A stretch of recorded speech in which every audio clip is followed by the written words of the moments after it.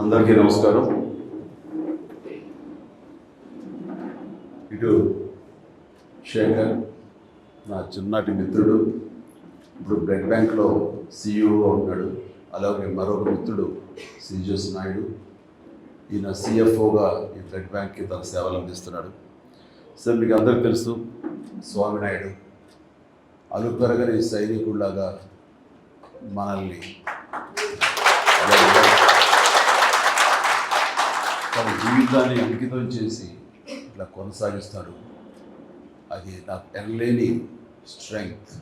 వీళ్ళందరూ నాకు వెన్నుదన్నుగా ఉండి ఈ కార్యక్రమం, ఈ బ్లడ్ బ్యాంక్, ఇతర సేవా కార్యక్రమాలు ఏది తలపెట్టినా సరే సజావుగా ముందుకు సాగడానికి మీరందరూ కూడా నేను సైతం అన్నట్లుగా మీరందరూ ముందుకు రావటం. కాబట్టి ఇది ఈ రోజున ఒక నిరంతర జీవనదిలాగా ఈ సేవా కార్యక్రమం సాగిపోతూ ఉంది. రేపొద్దున మనం ఎక్కడున్నా, ఎలా ఉన్నా, ఏమైనా ఈ సేవా కార్యక్రమం మాత్రం ఆగదు. ఇది నిరంతరం ముందుకు సాగిపోతుంది. దాని ప్రకారం ప్రారంభమైంది.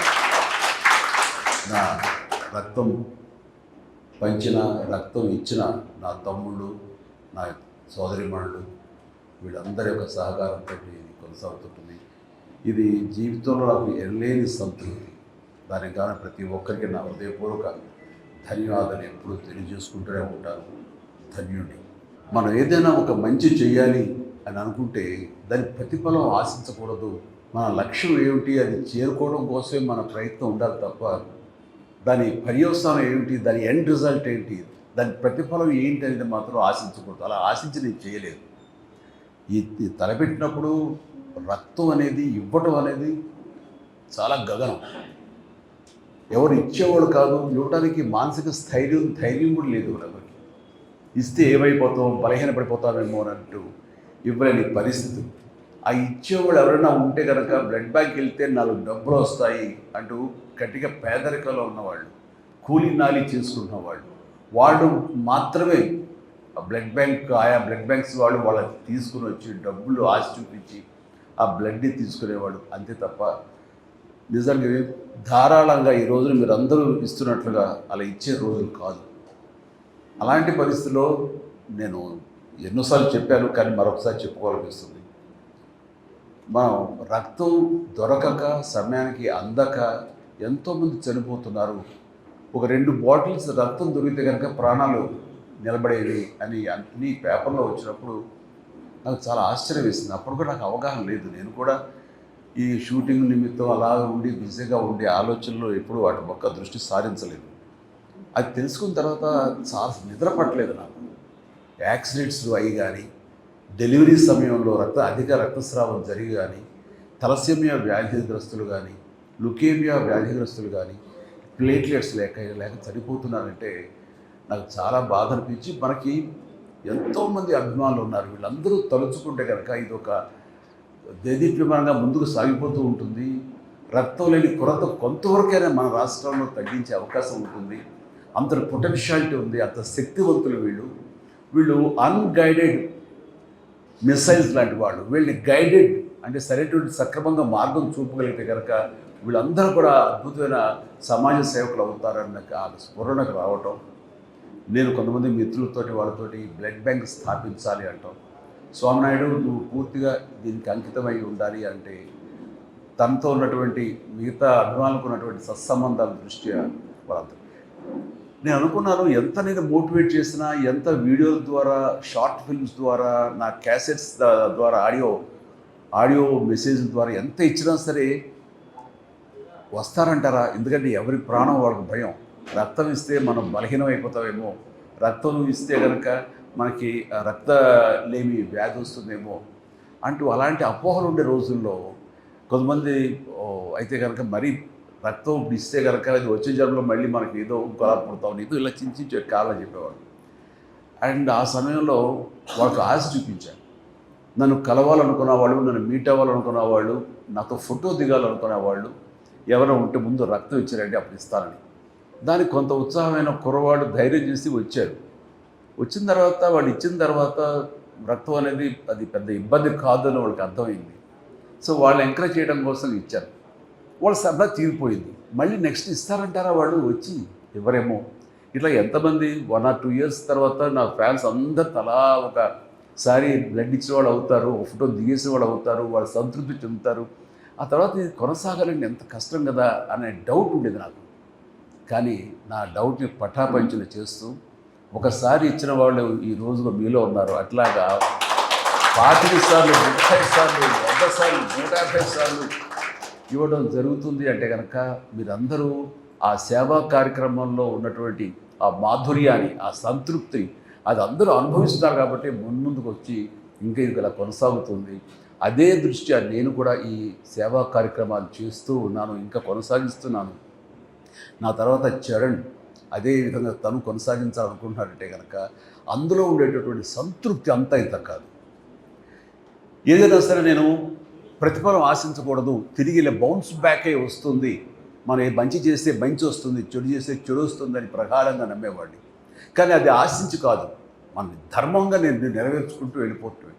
సమాజం నాకు ఇంత ఇచ్చినప్పుడు ఈ సమాజం రుణం ఏమి ఇచ్చి తీర్చుకోవాలని ఉత్తమ మాటలు అంటాం కాదు, ఇలా ఇచ్చి తీర్చుకోవాలనేది నేను ప్రాక్టికల్గా చేస్తాను. ఇందాక అమర్నాథ్ రెడ్డి అన్నట్లుగా ఏదైనా సరే చేసి ఆ తర్వాత చెయ్యండి అని చెప్పడం అనేది కరెక్ట్. ఎందుకంటే మనం ఎవరైనా వైపు ఇలా చూపించినప్పుడు 3 ఏళ్ళు మన వైపు చూపిస్తుంటాయి కాబట్టి నువ్వేం చేసావు సమాధానం చెప్పడం దానికి సమాధానంగా నేను ప్రారంభించి ఆ తర్వాత చెయ్యండి అంటారు. నాకు ఒక గట్ ఫీలింగ్ ఉంటుంది, నాకు ఒక ధైర్యం ఉంటుంది. సో అలాగే నేను చేయటంలో కృతకృత్యుని అయ్యాను ఈ రోజున.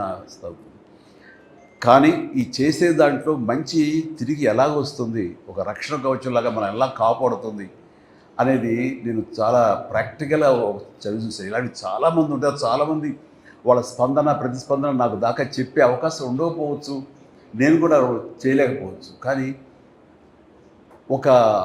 ఈ మధ్య సంవత్సరాల్లోనే అది అందరికి తెలిసిన విషయం ఏంటో చాలామంది, నేను పిఎం గారి తోటి ఒక అల్లూరి సీతారామరాజు విగ్రహావిష్కరణ సభలో పాల్గొన్నప్పుడు అది చూసి ఒక వ్యక్తి, ఒక రాజకీయ నాయకుడు అండ్ కొన్ని అవాకులు చవాకులు వెళ్ళాడు నా మీద. అప్పుడే రాజకీయాల్లో లేను, రాజకీయాలు వద్దనుకు దూరంగా వచ్చేసిన వాడిని. అయితే నా మీద ఏదో గౌరవంతో నన్ను ఎంకరేజ్ చేయాలనో, లేకపోతే ఆ జిల్లా వాడిని కాబట్టి, పశ్చిమ గోదావరి జిల్లా వాడిని కాబట్టి, అక్కడ ఒక సెలబ్రిటీ కాబట్టి నన్ను అక్కడ ఆ కార్యక్రమంలో నన్ను కూడా అక్కడ పార్టిసిపేట్ చేసిన అవకాశం ఇద్దామనో ఏదో ఆయన పిలిచారు. సరే వెళ్ళారు. కానీ ఆ సదరు వ్యక్తి నా మీద అవాకులు చవాకులు మాట్లాడు, దానికి అర్థం లేదు, ఏమీ లేదు. నేను ఒకటే, అది నేను కానప్పుడు అది నన్ను అంటదు, నన్ను తాకదు, నేను ఫీల్ అవ్వను. ఆ అన్నవాడి నోరే అది అతని స్వభావం. సో నా స్వభావం ఏంటంటే నేను అలాంటి వాటికి స్పందించడం ఏమి చేయను. కానీ నన్ను ప్రేమించే వాళ్ళు స్పందించకుండా ఉండరు. వాళ్ళ స్పందన ఎలా ఉంటుంది అంటానికి ఈ ఉదాహరణ చెప్పాలనుకుంటున్నాను. అదే వ్యక్తి ముంపు గ్రామాలకి ఈస్ట్ గోదావరికి వెళితే ఒక ప్రౌఢ ఒక అమ్మాయి, బిడ్డ తల్లి, ఒక మోదుగురు రైతు ఫ్యామిలీ లాగా ఉంది, రిచ్ ఫ్యామిలీ. ఆ అమ్మాయి ఆ వ్యక్తిని నానా దుర్భాషలు ఆడుతూ ఏకంగా తిడుతూ ఉంటే తలంచుకుని అలా కాము వెళ్ళిపోతున్నాడు ఆ చిన్న పడవలో. మళ్ళీ తిరిగి వస్తావు కదా, నేను ఎంత చూస్తాను అని మాట్లాడుతుంటే నేను ఎవరో నాకు ఆ క్లిప్పింగ్ ఎక్కడో నాకు తారసపడి నేను చూశాను. మామూలుగా ఫ్యాన్స్ రెచ్చిపోవడం ఇలా ఉంటే కనుక అనవసరం చేస్తున్నారే, లేకపోతే బాగున్నాయి, ఎందుకో సర్లే వాళ్ళ ఆవేశం అలాంటిది అంటూ మళ్ళీ సర్దుకుంటాను. కానీ ఆ అమ్మాయిని చూస్తుంటే, ఆ గృహిణిని నాకు చాలా ఆశ్చర్యంగా అనిపించింది. చూస్తుంటే మనలాంటి మాస్ ఫాలోవర్ లేదు, చాలా క్లాస్ లేడీ. నాకు ముచ్చట కలిగి ఎవరు ఆవిడ, ఎందుకు ఒకసారి రమ్మనండి నేను అన్నాను. రావటం కుదరలేదు అనుకుంటా, సారీ ఆవిడెవరో తెలుసుకుంటాండి అన్నాను. తెలుసుకుంటే వీడియో ఒకటి అమ్మాయిది ఇంటర్వ్యూలా చేస్తే అది నాకు పంపించారు. అది బయటకు కూడా సర్క్యులేట్ కాదు నా పర్సనల్గా. ఆవిడ అన్నమాట ఏంటంటే, ఆయన మాకు ఏదో పెద్ద మాటలు మాట్లాడింది అనుకోండి, ఏదో భగవంతుడు దేవుడిని అవన్నీ చెప్పదలుచుకోలేదు. ఆయన మాకు చాలా ఆరాధ్యం అండి. అని ఏమో అంత ప్రేమిస్తావా, అంత ఇష్టపడతావా, ఆయన సినిమా అంత బాగా చూస్తావా, అంత అభిమానం అంటే నేను అభిమాని కానే కాదు. సినిమాలు సినిమాలు చూస్తాను, అలాగే ఆయనతో చూస్తాను తప్ప అభిమానిగా నేనేం ప్రేమ పెంచుకోను. మరి ఏంటమ్మా ఒక మాస్ అభిమానం కంటే అంతగా నువ్వు రెచ్చిపోయావు అక్కడ ఏంటంటే, ఆయన నా బిడ్డకు ప్రాణం పోసాడండి అని చెప్పేసి ఒక 8 సంవత్సరాల బాబుని రమ్మని పిలిచి ఆడు కూర్చోబెట్టి వీడియోనండి వీడికి డెంగ్యూ వచ్చి రక్తం దొరకక ప్లేట్లెట్స్ తనకి ఇవ్వాల్సిన సమయంలో ఇవ్వలేక తను ఇంకొక 48 అవర్స్ 2 రోజుల్లో కనుక ఇవ్వకపోతే చచ్చిపోతాడు నీరసించిపోయి మంచానికి అతుక్కుపోయాడు. ఇది పరిస్థితి. అక్కడ రాజమండ్రి కానివ్వండి, కాకినాడ కానివ్వండి, ఏ ప్రాంతంలో ఏ ప్రభుత్వ ఆసుపత్రులు కూడా ఎక్కడ చూసారు బ్లడ్ దొరకని పరిస్థితి. చూస్తూ చూస్తూ బిడ్డ చచ్చిపోతున్నాడు. అదే ప్లేట్లెట్స్ ఉంటే కనుక బతుకుతాడు. ఎలాగని మీ అందరూ ఆలోచిస్తుంటే ఎవరో సలహా ఇచ్చారు, బ్లడ్ బ్యాంక్ ఫోన్ చేయమ్మా హైదరాబాద్కి, వాళ్ళు ఏదో మార్గం చెప్తారు వ్యవస్థ. ఎక్కడ హైదరాబాద్ అయ్యా, ఎక్కడిదయ్యా, ఎవరిస్తారు, ఏంటి, ఎలా రెస్పాండ్ అవుతారు, మాకు అందుబాటులో ఉంటారంటే ప్రయత్నం చేయమ్మా అన్నారు. ఇక్కడ ఫోన్ కాల్ రాగానే మన అద్భుతమైన స్టాఫ్, బాధ్యత గల మన స్టాఫ్ వెంటనే ఫోన్ అందుకుని సో స్వామినాయుడికి తెలియజేస్తే స్వామినాయుడు వెంటనే అక్కడ ఉన్నటువంటి మరి కొంతమంది ఫ్యాన్స్, మన ఫ్యాన్స్ ఎక్కడున్నా సరే వాళ్ళందరూ బ్లడ్ ఇక్కడ దాకా వచ్చి ఒక అవసరం లేదు, వాళ్ళందరూ గ్రూపులుగా ఏర్పడతారు. ఎవరికి ఏ గ్రూప్ బ్లడ్ కావాల్సి వస్తే వాళ్ళందరూ ముందుకు వచ్చి వాళ్ళు లైవ్లో బ్లీడింగ్ ఇవ్వడం జరుగుతూ ఉంటుంది. అట్లాగా రేర్ బ్లడ్ అయినా సరే ఆ కుర్రవాడిది 5-6 మంది కుర్రవాడు ముందుకు వచ్చి ఆయా హాస్పిటల్కి వెళ్ళి వాళ్ళు ఇవ్వడం జరిగింది. జరిగిన తర్వాత ఆ బిడ్డ బతికాడు, ప్లేట్లెట్స్ ఎక్కించడం బాగుంది. చెప్పండి ఇప్పుడు నా బిడ్డ చేతితో చూస్తుండగా చనిపోయి బిడ్డని మరి బతికి బట్టగట్టాడు, ఇదిగో ఇలా తిరుగుతున్నాడంటే మరి ఆయన నాకు దేవుడు నాకు ఏమవుతాడు అన్నారు. ఆ మాట మరి ఎందుకు అంతే మరి ఏమిటి అలాంటి ఆయన అంటాడా మన మాటలు, కానీ బుద్ధి జ్ఞానం ఉందా అంటూ ఆవిడేమో తిట్టేసింది, అయిపోయింది. అంటే మనం చేసిన పుణ్యం ఎక్కడికి పోదు, తిరిగి అది మనకి వెనకాల మనకి వస్తుంది. అందుకనే మీ అందరికి కూడా ఇలాంటి మంచి కార్యక్రమాలు మీరు చేయటం మూలంగా అది మీకు ఆశీస్సులు అయ్యి మీ బిడ్డల్ని, మీ తల్లిదండ్రులు, మీ ఇంటిని మీకు రక్షణగా ఉంటుంది. అందుకని ధర్మో రక్షిత రక్షత అంటారు. అట్లాగా మీరు మంచి పనులు చేస్తే అదే మంచి బౌన్స్ బ్యాక్ అని ఇక్కడ శంకర్ మహంత్ గారు ఉన్నారు. మరి ఆయన సౌమ్యుడు, ఎంతో మంచి చేసి మంచి ఆలోచిస్తాడు, మంచిగా ఉండాలి, తన వంతు ఏదో సహాయ కార్యక్రమాలు చేస్తుండొచ్చు, ఆయన ఎన్నో పుణ్య కార్యక్రమాలు చేస్తుండొచ్చేమో. ఆయనకి సంబంధం లేకపోయినా సరే ఆ యొక్క ధర్మం అది ఆయన భార్యని కాపాడగా చేసింది తప్ప ఇందులో మా ఎవరి గొప్పతనం కాదు. అది ఆ విధి, ఈ ప్రకృతిని మీరు దేవుడు అంటారా, దేవత అంటారా, మరొకటి అంటారా తెలియదు. ఈ power of this magnetism, power of this energy ఎప్పుడు మంచి అయితే మంచిగానే, నెగిటివ్ అయితే నెగిటివ్గానే ఎప్పుడు బౌన్స్ బ్యాక్ అవుతుంది. కాబట్టి మంచిగా ఆలోచించండి, మంచి చేయండి, సేవా కార్యక్రమాలు చేయండి, 10 మంది ఆశీస్సులు తీసుకొని ఇలాగ మీరు మీ కార్యక్రమాలు కానీ మీ దినచర్య కానీ ఉంటే కనుక ఖచ్చితంగా మీకు ఎనలేని సంతృప్తి ఇస్తుంది. శాంతంగా ఉంటారు, మనస్ఫూర్తిగా హాయిగా నిద్రపోతారు. నేను చేసేది అదే. చాలామంది అంటారు ఏంటి ఇప్పుడు కూడాను ఇంత వయసులో కూడా ఏంటి మీరు అంత ఇదిగా ఉంటారు, అంత యంగ్ లుక్లో ఉంటారు. దీన్ని ప్రత్యేకించి ఎవరు చేసి కాదు, ఇది మనసు ప్రశాంతంగా పెట్టుకుంటాను. ఎవరు ఎన్ని రకాలుగా నన్ను ఆడిపోసుకున్నా, దుర్భాషలు ఆడినా, లేకపోతే అకారణంగా నన్ను ఏమైనా అన్నా సరే నేను పెద్ద రియాక్ట్ అవ్వను. అదే స్థితప్రజ్ఞ అంటే స్థితప్రజ్ఞ అనే పెద్ద మాట వాడను, కానీ అది నాకు తగలవు. అది నేను కాదు కాబట్టి నేను దాన్ని ఓన్ చేసుకోకపోతే కనుక వాళ్ళ మాట నన్ను బాధించవు. అందుకని ఎప్పుడు మనసు ప్రశాంతంగా ఉంచుకుంటాను, హాయిగా నిద్రపోతాను, నాకు పని ఉంటే కష్టపడి పని చేస్తాను ఏ రోజుకి, అంతే తప్ప మరొకటి కాదు. అండ్ ఇంత ధైర్యంగా ఈ సేవా కార్యక్రమాలు కొనసాగుతూ ఉన్నానంటే అది మీరందరి సహాయ సహకారాలే. ఆ వ్యక్తి, ఆ గృహిణి ఆ మాట అన్న తర్వాత నేను కాదమ్మా, ఎవరైతే కనుక బ్లడ్ డొనేట్ చేస్తున్నారో వాళ్ళు ఆ రక్తదాతలు నిజమైన దేవుళ్ళు, వాళ్ళు ప్రాణప్రదాతలు అని చెప్పి అదంతా కలిపి మీకే ఇస్తున్నాను. అది మీ పుణ్యం, అది నేను సంధానకర్త, నేను ఒక వెపన్ అంతే, మధ్యలో ఒక ఆలంబన అంతే తప్ప దీని పూర్తి బాధ్యత, పూర్తి పుణ్యం, పూర్తి సంతృప్తి అంతా మీది. ఓకే, ఒక మంచి కార్యక్రమం మీతో చేయించగలుగుతున్నాను అన్న సంతృప్తి నేను ప్రతి దినం నేను ఫీల్ అవుతుంటాను.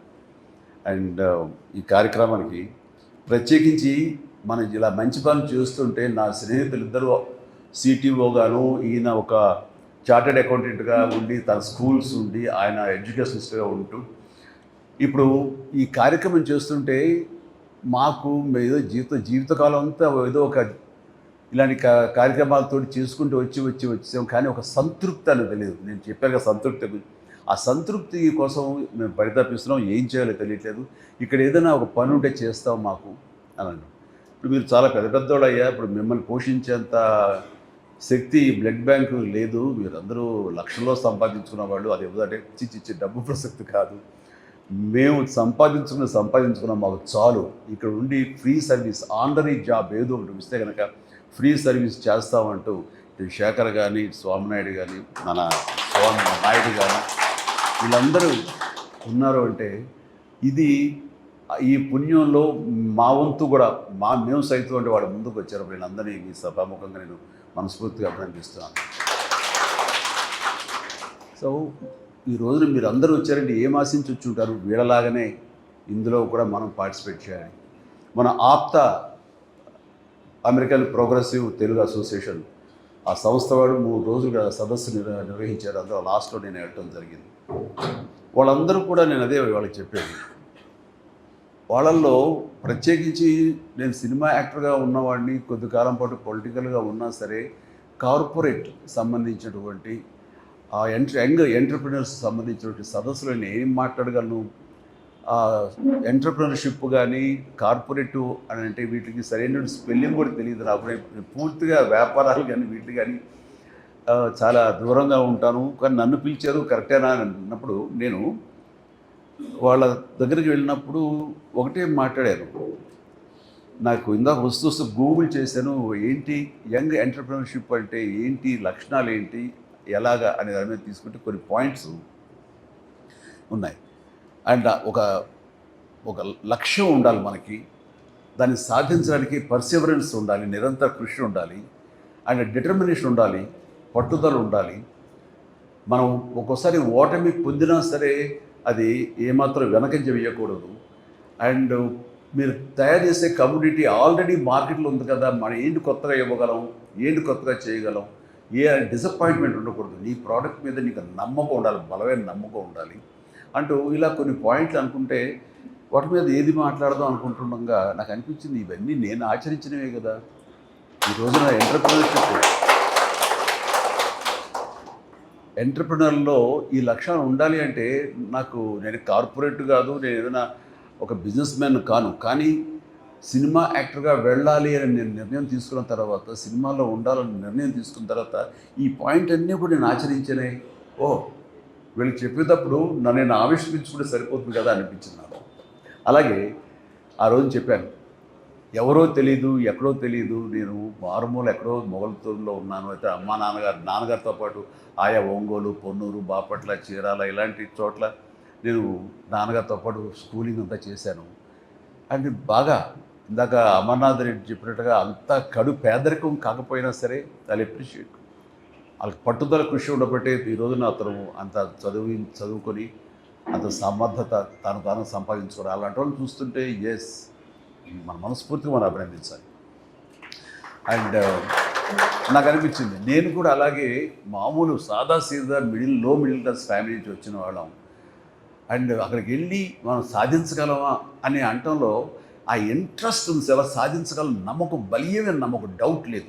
అలా డౌట్ పెట్టుకుంటే ఏది సాధించడం, నేను చేయగలను, నా టాలెంట్ మీద నాకు నమ్మకం ఉంది. అప్పుడు గొప్పగా ఇప్పుడు చూస్తుంటే అప్పుడు చేస్తున్నటువంటి ఫిలిం యాక్ట్ అయినా చూస్తే కొంచెం నవ్వుస్తుంటారు, ఇంత ఎమర్జెన్సీగా చేశాను అని. కానీ అప్పట్లో అది చాలా గ్రేట్గా నేను డెలివరీ చేశాను ఫీలింగ్.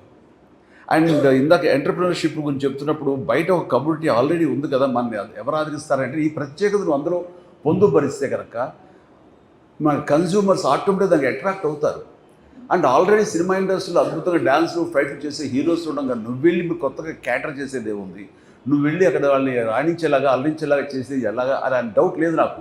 ఖచ్చితంగా పూర్వకాలంలో కొన్ని సినిమాల్లో సాంగ్స్ మినీ ఇంటర్వెల్స్ లాగా బయటికి వెళ్ళిపోయేవాడు దేనికో దానికో. అండ్ అలాంటిది నేను వాళ్ళని వెళ్ళనివ్వకూడదు, అరెస్ట్ చేయాలి, వాళ్ళని నిలువరించాలి, కూర్చోబెట్టాలి, అది నా ప్రత్యేకత అనుకున్నాను. ఆ రకంగా నేను డ్యాన్సులు ఫైట్లు ఎప్పట్లాగే గతంలాగే ఉన్నా సరే నా ప్రత్యేకత చూపించుకున్నాను. వాళ్ళు రిపీట్ అనేలా. ఇప్పుడు డిజిటల్గా ఇదైన తర్వాత ఇప్పుడు కుదరదు, కానీ ఇదివరకు రీల్స్ చేసి ప్రొజెక్ట్ దగ్గర మళ్ళీ రిమైండ్ చేసి మళ్ళీ ఎంచుకునేవాడు. ఆ రకంగా రిపీట్ చేయించుకోగలిగానంటే నా ప్రత్యేకత నేను చూపించగలిగాను. ఆ ప్రత్యేకత నాకు ఎంతటి పొజిషన్ తీసుకొచ్చిందంటే, ఎవరినో పెట్టి సినిమా చేద్దాం అనుకుంటే డిస్ట్రిబ్యూషన్ వాళ్ళు, ఆ డిస్ట్రిబ్యూటర్స్ వాళ్ళు ఇప్పుడు ఇప్పటిలాగా ఈ కొనుగోలు లేదు, బయర్స్ సిస్టమ్ లేదు, డిస్ట్రిబ్యూషన్. వాళ్ళు డబ్బులు ఇస్తేనే ప్రొడ్యూస్ సినిమాలు తీసేవాళ్ళు. అందుకని వాళ్ళ కనుసన్నల్లో ఉండాలి, వాళ్ళ దయాభిక్ష మీద ఉండాలి. అలాంటి పరిస్థితుల్లో వాళ్ళు వచ్చిన తర్వాత ఇతనితోడైతే కనుక మేము ఇంత డబ్బులు ఇస్తాము, మిగతా ఎవరితోడైతే మాత్రం అంత బడ్జెట్ ఇవ్వలేము అని వాళ్ళు చెప్పినప్పుడు ఏంటి ఇంత ప్రత్యేకత అంటే, ఆడియన్స్ని రిపీట్గా వచ్చేలా చేస్తున్నాడు. అయ్యా ఇతనైతేనే మా డబ్బులు గ్యారెంటీ, మినిమం గ్యారెంటీ ఉంటుంది, ఇతను పెట్టండి. సో ఈ సినీ పరిశ్రమ ముందుగా నన్ను ఆదరించింది కాదు, ప్రేక్షకులు ఆదరించారు, అభిమానులు నన్ను భుజాల మీద ఎత్తుకున్నారు. వాళ్ళు చేసింది చూసిన తర్వాత వీళ్ళ డిస్ట్రిబ్యూషన్ వాళ్ళు ఇక్కడ వాళ్ళ ఇన్ఫ్లుయెన్స్ తోటి ఇక్కడ నా స్థానం సుస్థిరమయ్యేలాగా ఉంది. ఆ తర్వాత ఈ కళాంతలి నన్ను అప్పులు చేర్చుకుంది. కాబట్టి నేను ఎప్పుడు కూడాను మీ అభిమానులకి కృతజ్ఞునై ఉంటాను, ఆ కృతజ్ఞతా భావంతోనే ఉంటాను. అండ్ అంత నమ్మకం మీ మీద ఉంది కాబట్టే ఈరోజు కూడా ఇంత బ్లడ్ డొనేషన్ అనేది, రక్తదానం అనేది సజావుగా సాగిపోతుందంటే కనుక అదంతా మీ సంకల్ప బలం. అండ్ నాకు ఈరోజు చాలా సంతోషంగా ఉంది. ఇలాంటి ఫ్రీక్వెంట్గా మనం కలుసుకుంటున్నాం. ఇంకా ఎంతోమంది ఇచ్చిన వాళ్ళు ఉన్నారు, వాళ్ళందరినీ ఇక్కడ అకామిడేట్ చేయలేక ఇవాళ కుదరలేదు, కానీ వాళ్ళందరినీ. అండ్ స్వామినాయుడు ఇలా ఫ్రీక్వెంట్గా అప్పుడప్పుడు చేస్తూనే ఉండు, నా అవైలబిలిటీని చూసుకుని. ఇంకొకసారి సమయాలు ఉంటే కనుక మన చరణ్ కూడా వస్తుంటాడు, చేస్తుంటాడు. So thank you.